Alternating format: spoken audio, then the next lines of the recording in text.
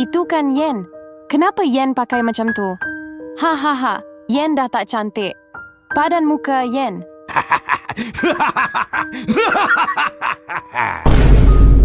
Aisyah, awak tak patut gelakkan Yen. Kenapa pula? Sebenarnya, Yen tinggal dengan ibu dan adiknya. Tapi 2 minggu lepas, ibu Yen dah meninggal dunia.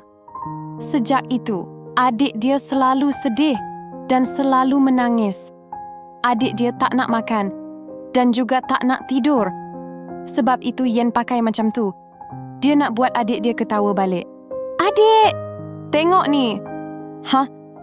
Kakak Yen dah jadi badut. Untuk buat adik dia ketawa, Yen pakai macam tu setiap hari. Walaupun semua orang gelakkan Yen, walaupun semua orang hina Yen, Yen tak kisah. Sebab yang paling penting, Yen cuma nak adik dia gembira. Itulah kisah Yen dan adiknya. Komen kalau korang rasa Yen kakak yang baik.